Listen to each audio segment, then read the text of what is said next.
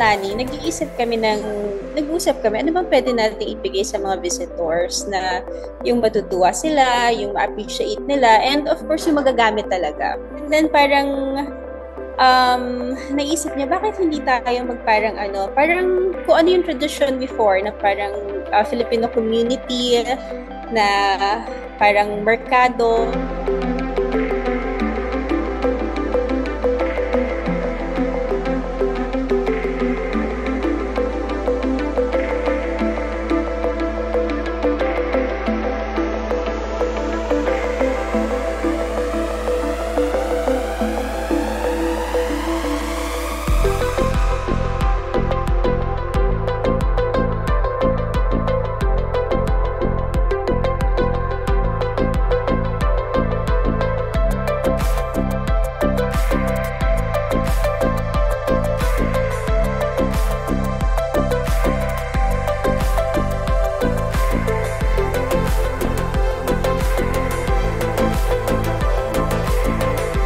Sa San Juanico kasi 'di ba parang inaayos siya. So right now, ang daming mga wing vans na naka-park doon.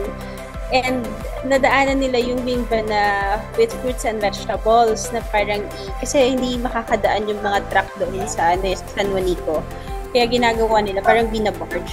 So nakita namin yung supplier ng fruits and vegetables, kaya mas nakamura pa kami kasi direct supplier namin nakuha yung mga fruits and vegetables.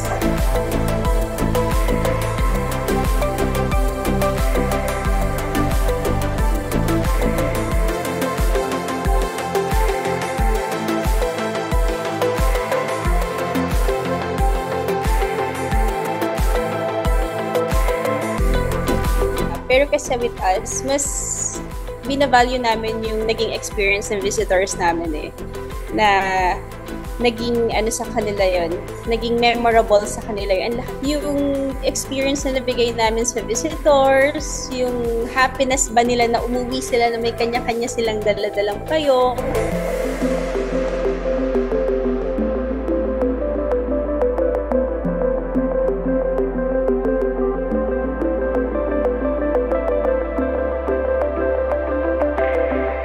Lahat natuwa talaga, especially yung mga lola, yung mga mommy, kasi pag uwi nila the next day, I'm sure meron silang lulutuin na pang-ulam, pang-chapsuy or what.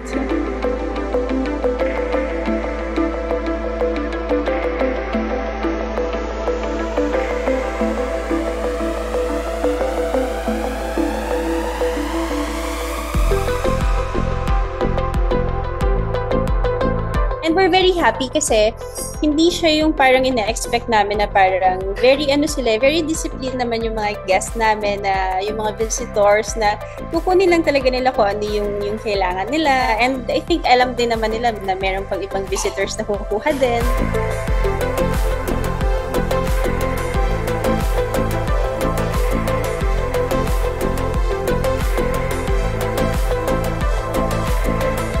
I-suggest na dumiretso sila sa local farmers or sa direct suppliers para at least mas makamura sila. And they can choose naman yung mga vegetables, like yung mga murang vegetables na pwede din nilang i-add doon sa souvenirs nila.